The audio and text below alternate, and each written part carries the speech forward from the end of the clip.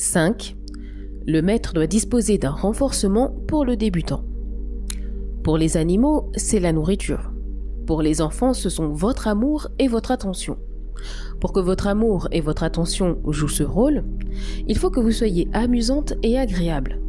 Vous devrez consacrer un certain temps à vous amuser avec votre enfant afin que rechercher votre amour et votre affection soit sa récompense. Posez-vous la question suivante. Combien de temps est-ce que je passe avec mon enfant en amusement gratuit sans que je lui demande quoi que ce soit? Si la réponse est très peu, peut-être ne l'encouragez-vous pas assez à désirer votre attention et votre amour.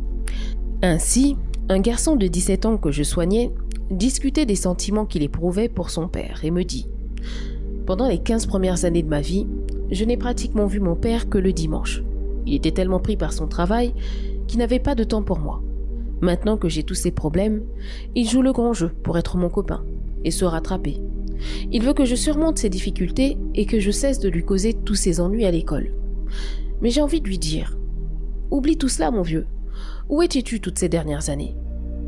6. Encouragez votre enfant dans ce que vous voulez lui voir faire et par contre ne prêtez pas attention à ce qu'il fait et qui vous déplaît.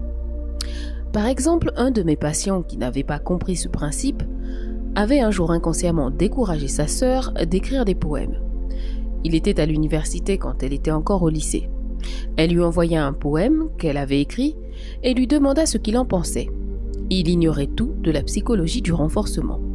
Aussi prit-il le poème, ligne après ligne, notant exactement ce qu'il aimait et ce qu'il n'aimait pas. Disons par exemple « Voici un bon passage. Ceci est bien gauche. J'aime ton style dans ce vers. C'est un cliché très mauvais. » Le résultat de cet effort critique, plein de sérieux, fut qu'elle n'écrivit plus jamais d'autres poèmes. Pourquoi ? Parce qu'elle avait été découragée dans sa première tentative par toutes les critiques négatives qu'il avait faites. Comment aurait-il dû réagir selon les techniques du renforcement ? Il aurait dû lui dire tout ce qui lui plaisait dans ce premier poème.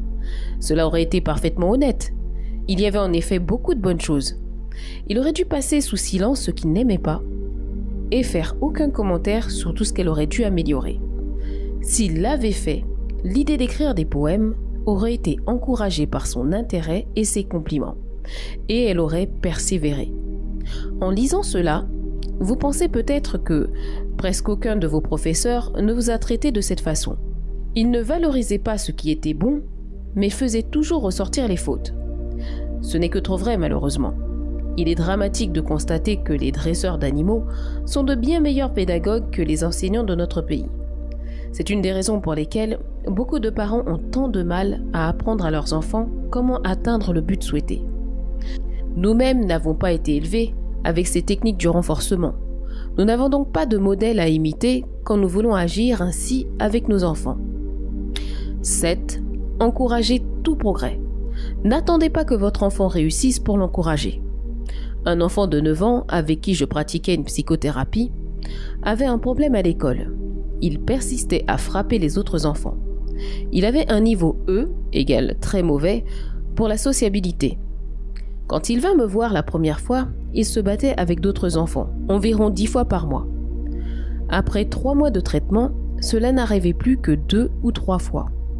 Puis, quand le bulletin trimestriel arriva, ses rapports avec ses camarades furent encore notés E. La maîtresse expliqua à sa mère qu'elle avait dû encore lui donner un E car il battait encore ses camarades dans la cour. C'était une façon particulièrement maladroite de réagir. Sa maîtresse lui disait « Olivier, je ne peux te récompenser d'une bonne note avant que tu n'atteignes le but final, c'est-à-dire que tu ne frappes plus un seul enfant dans la cour. » Elle ignorait qu'elle ne faisait rien pour récompenser cette amélioration lente. Le garçon fut bien sûr furieux et abandonna. Il avait fait un effort sincère avec mon aide pour ne plus frapper ses camarades. « À quoi bon, docteur ? J'ai seulement frappé 3 camarades ce mois-ci et j'ai toujours la même sale note. » Et psychologiquement, il avait raison. Il n'avait reçu aucun encouragement de son institutrice alors qu'il faisait un effort méritoire. Que votre enfant apprenne à lire, à faire la bicyclette, à jouer d'un instrument de musique, à améliorer ses manières ou cesser de frapper les autres. Quel que soit le but à atteindre, encouragez-le à chaque pas. Intéressez-vous au moindre effort positif de sa part. Un petit garçon de maternelle était une sainte terreur pour son institutrice et pour ses camarades. Nous eûmes beaucoup de mal à trouver quelque chose qui puisse lui valoir des compliments et l'encourager ainsi à adopter une attitude plus positive. Nous trouvâmes enfin. Pendant la sieste un jour, nous vîmes qu'il se reposait tranquillement, probablement fatigué d'avoir donné tant de mal à ses parents la veille au soir.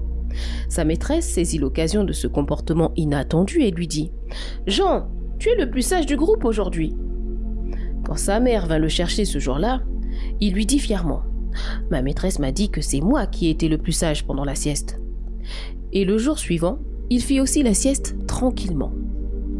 Lorsque nos enfants sont sages et qu'ils se tiennent correctement, nous n'y faisons peu attention la plupart du temps.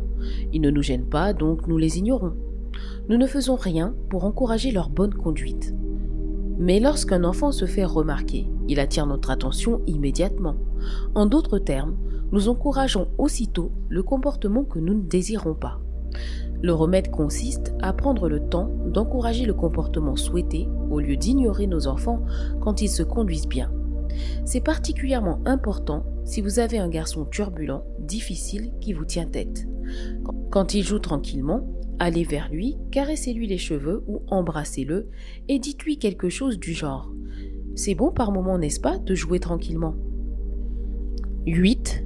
Dans les premiers temps, il est important d'encourager toute réaction positive. Une fois que les progrès sont en bonne voie, on peut espacer les encouragements. Vous n'avez pas besoin d'encourager chaque bon mouvement. Il sera difficile pour une mère d'en trouver le temps. Si elle espace les encouragements, elle aidera cependant son enfant à s'orienter vers le comportement souhaité. 9. Arrangez-vous pour que le débutant éventuel réussisse dans les premières étapes de l'activité qu'on lui enseigne. Commencez par des tâches faciles et passez ensuite à de plus difficiles. L'autre soir, je jouais aux dames avec mon fils de 10 ans, quand mon fils de 4 ans manifesta l'intention de jouer lui aussi. Je lui promis bien sûr que je jouerais ensuite avec lui. Avez-vous jamais essayé de jouer aux dames avec un enfant de 4 ans? Jouer selon les règles représenterait un effort démesuré pour un enfant de cet âge, car cela exigerait beaucoup trop de son niveau de maturité. Il voulait pourtant jouer aux dames avec papa. Quelle fut ma solution? Comment faire pour qu'il gagne en jouant avec moi? C'est aisé. J'adaptais les règles à son niveau de 4 ans. Nous avons joué en déplaçant simplement les pions tout à fait par hasard.